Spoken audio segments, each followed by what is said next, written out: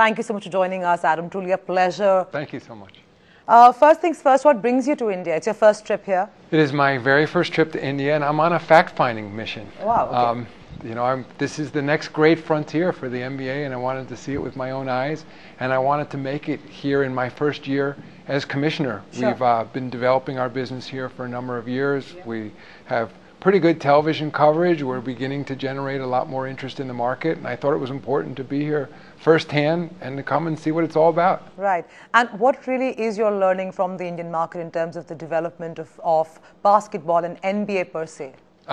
What I'm learning is that we have an incredible opportunity here in that we are the fastest growing sport in India, but we're far from a mainstream sport. Sure. That you have an incredibly young population here, and I think they see that basketball, it's one that's easy to play, easy to understand, but there's also NBA basketball has a lot of sizzle around it. There's sort of an entertainment component, and I think what I'm learning from our relationship with the Reliance Foundation, with Sony 6 in terms of our telecasts, is that we need to do even a lot more to continue growing the game here. Right. I just want to go back in time. I know that this is your first year as the commissioner, but NBA in India has had an office here for several years now. So there has been a partnership and some kind of movement in the Indian market. However, what is it that the NBA is really getting in terms of return on investment from the Indian market? I would say right now we're still in an investment phase. Sure. Here in the Indian market. I mean, we are generating revenue from our various businesses here, but we're investing it right back into the India market, plus a lot more. Absolutely. And I think we see the opportunity. It's a long-term business plan here. Yeah. We know that, again, being the fastest growing sport in a market of well over 1 billion people, the world's largest democracy, with a fantastic capitalistic engine that's just beginning to sort of generate more and more returns for businesses, that we see enormous opportunity. But and the business is one side of it, but we have a strong sense of social responsibility here. Sure. It's why we're working with the Reliance Foundation. Right. Yesterday, I participated in a clinic with Nita Ambani for over 1,000 young boys and girls, and frankly, just to see the joy on their faces as they're experiencing the game, that's what it's about as well. Sure. So I understand the CSR bit, that this is, really corporate social responsibility. But in terms of sheer business sense, right, what is the kind of takeaways, if not now, because you're saying you're still in your investment phase, what's the kind of gestation period you're looking at for the NBA to keep pumping money into the market until you finally see some significant returns?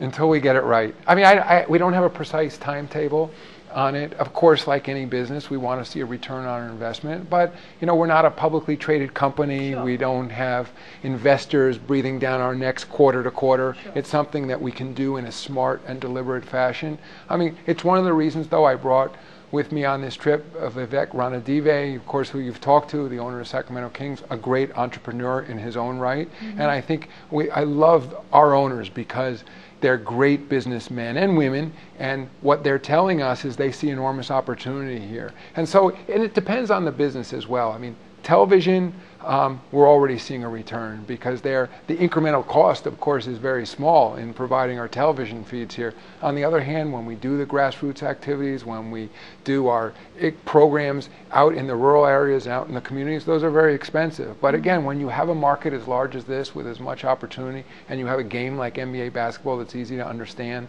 we know that the opportunity exists over time. Don't you think this might be possibly the right time for you to scale up in terms of sheer NBA sizzle and really recall, only because it's in this year or the last year and a half that we've seen a highly cricket-centric nation actually try and explore other sport, be it kabaddi or even soccer for that matter. So I mean, there is some attempt to broaden our horizons as Indians to watch and appreciate different sport. Basketball, while we do have Sony that shows us a little bit of basketball, it's not the kind of eyeball garnering machine that probably you'd like it to be. So is there a plan to scale it up at this point in time in India? It sounds like you've been talking to Vivek because he's saying let's go faster, and he may be right. And it's one of the reasons why I wanted to be here, to see for myself what the opportunity is. And I think the issue is, you mentioned kabaddi. I'm fast becoming a fan of kabaddi. Okay. The truth is, I'd never heard of it, Sure. a week ago, but I'm seeing how quickly it's grown as a television property here, Right. and I think it's given me some fresh ideas. I'm also looking at the Super League and the development of other sports here, and I think it's very intriguing to me. I think, though, we want to do it right at the same time. We just don't want to rush into the market and stumble, because we know the NBA is a very special brand. It's premium basketball, and we want to make sure that ultimately that the property that we create and produce here in India represents the highest values of the game. So, we're gonna look at it. I mean, I don't want, on one hand, we know we don't have forever. Sometimes you have to strike while the iron's hot, so to speak. Yeah. But at the same time, we want to do it in the right way. Sure. What, in your opinion, are the key challenges you see in the Indian market as, let's say, hurdles or obstacles for you to overcome to make it a big success in India? One of the key challenges is the time zone differences with our games. I mean, so on the Sony 6 network, of course, they're airing 2 games a day, but they're on early in the morning. It's not a convenient time for most people to be watching games, and that's a real limitation.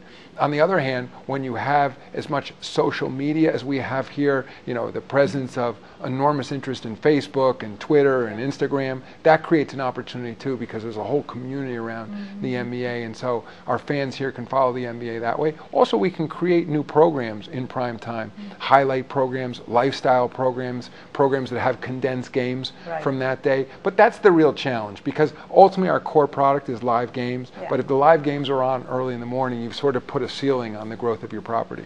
Sure. Can you give me a sense that outside of the US, which is a real main key market, in terms of actual viewership, which country gets you the best viewership and revenues outside of the US? The most revenue is still coming from the United States, but in terms of viewership, China is probably the #1 market now, because we've become the #1 sport in China. We have hundreds of millions of fans in China, and we have very extensive broadcasting relationships there. So even despite the time zone differences in China, which in some ways are even more profound than here in India, we see enormous interest in the game. Again, when you're dealing with populations as large as China and large as India, even if relatively small slices of the population follow your game, it can be very big business. And why do you think that? I mean, despite the same sets of challenges that both India and China have in common, you have grown so fast in China so as to have become #1 sport, and your fan following and viewership is so high as opposed to India. What do you think the key differences are? I mean, the truth is, we're not an overnight success in China, that we've been growing over a very long period of time. I mean, the fact is, China had a team in the 1936 Olympics in basketball. It's been a game played as part of the school curriculum in China for a very, very long time. I mean, so here in India, we're at a very different stage in our development. Having said that, we have tools available to us now in India that weren't available in the life cycle of development in China. Social media, for example, digital media. So there's the opportunity to expose our game at a much faster rate than we ever could in China. So the markets are very different. I mean, obviously, other than being 2 very large markets, they really don't have a lot in common. That's true.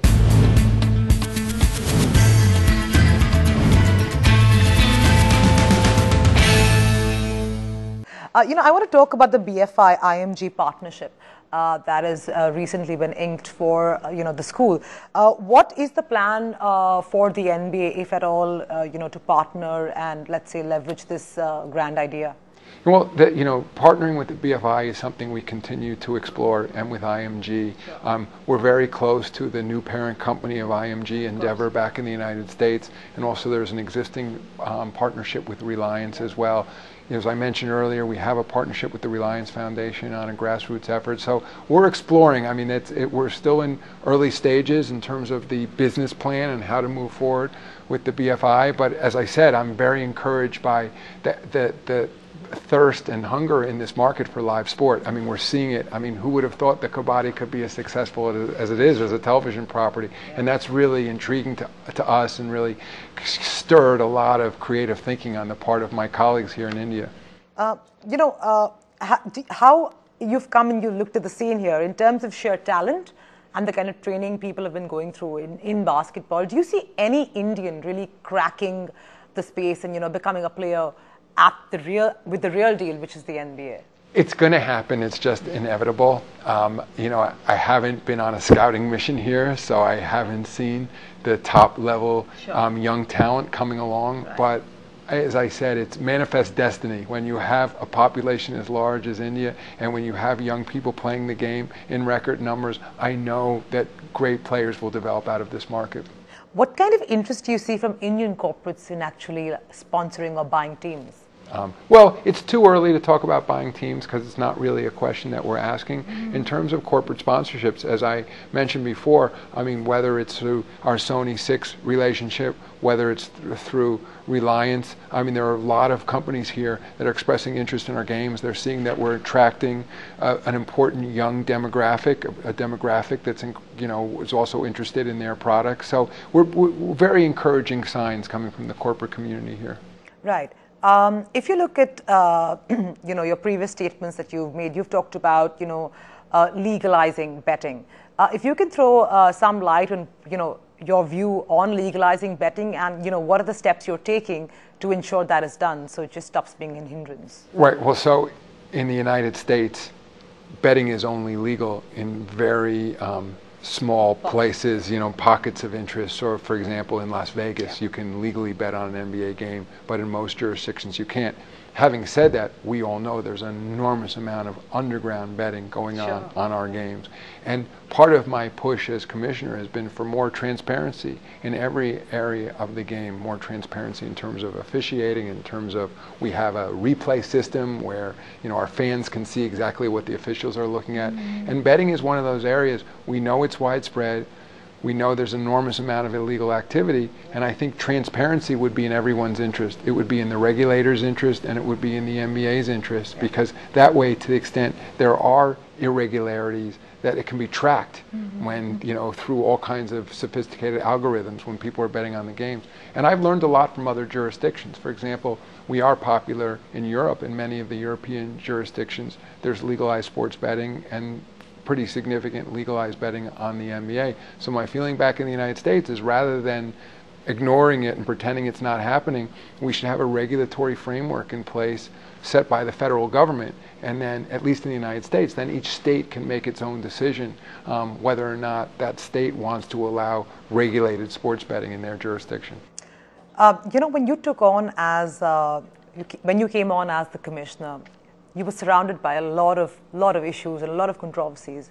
What do you think are the key issues that surround the game, the challenges you're faced with today, and what's the plan to iron them out and make NBA even bigger than what it is currently? Well, it's a great question, and I think the biggest challenge is how we continue to grow the game outside of the United States. Sure. And again, it's why I'm here.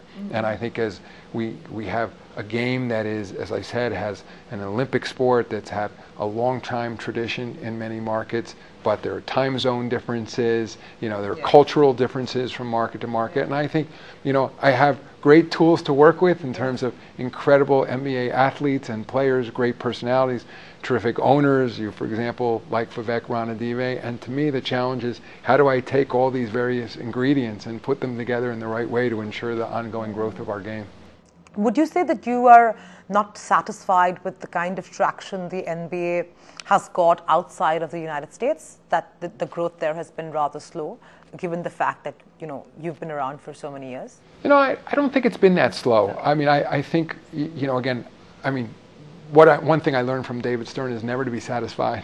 Okay. You know, it's part of the way we run this league. It's why we're always pushing ourselves. But having said that, I think by any objective measure, I'm very satisfied when I look at, for example, the fact that we're the #1 sport in China right now, even though it's in essence still early days in terms of the development of the game in India. The fact that we can say we're the fastest growing sport here in India, the early indicators we're seeing in terms of television interest, social media interest, the partnerships we're forming already. So while I'm not satisfied, I think there's a lot to be happy about in terms of the growth of the game.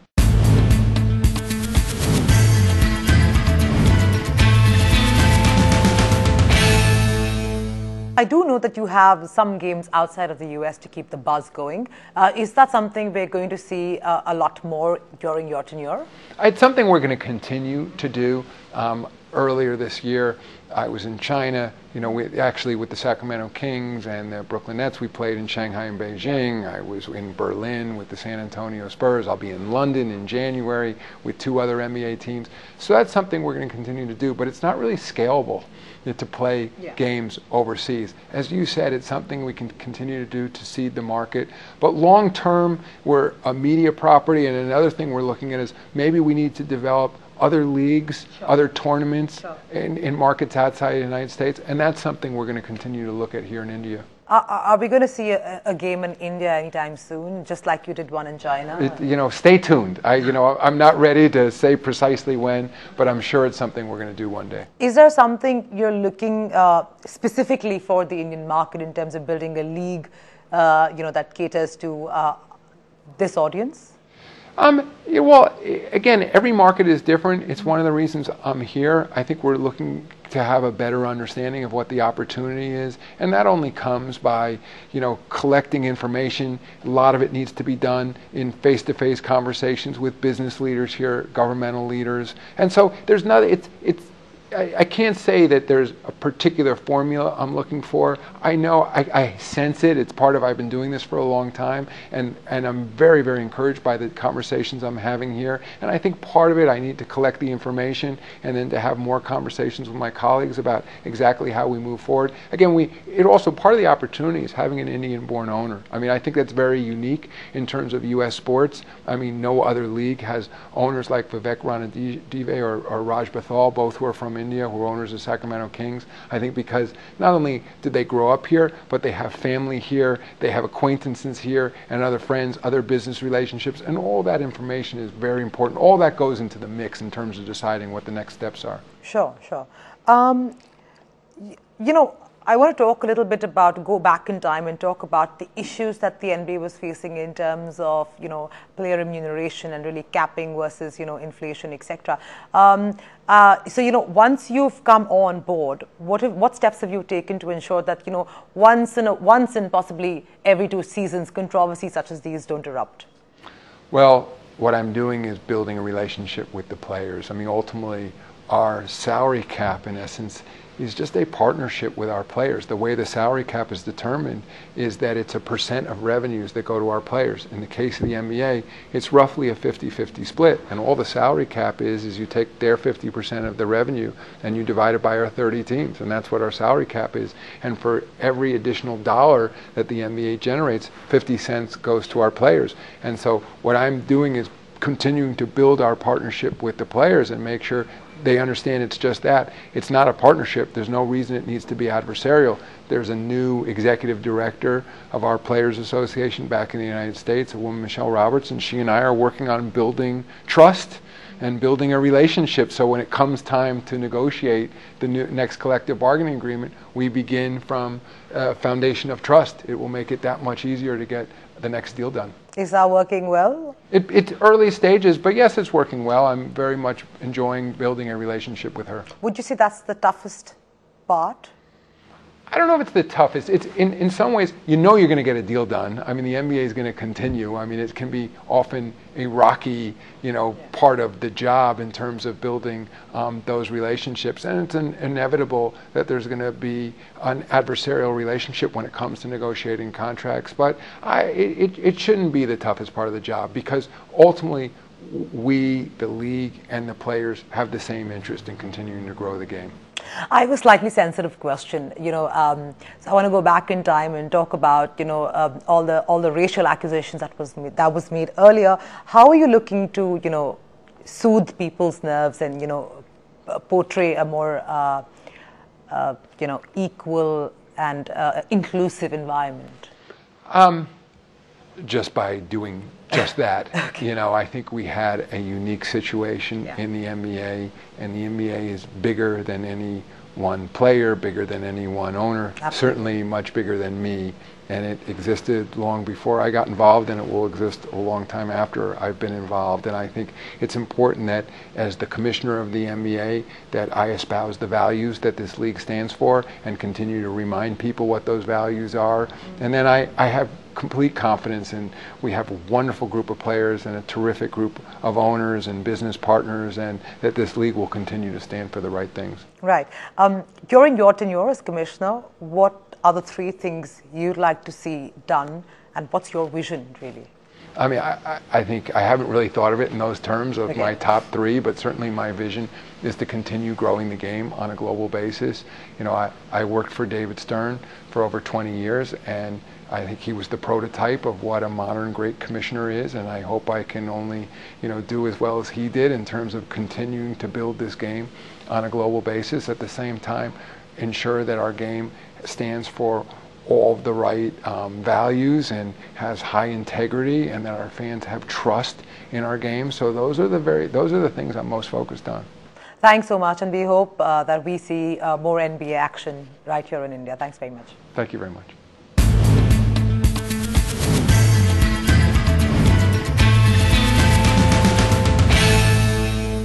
Find us on Facebook at facebook.com/etnow, and don't forget to click the like button. You can also follow us on Twitter at etnowlive. To stay updated with all our programming, hit the subscribe button on our YouTube channel by logging on to youtube.com/user/etnow.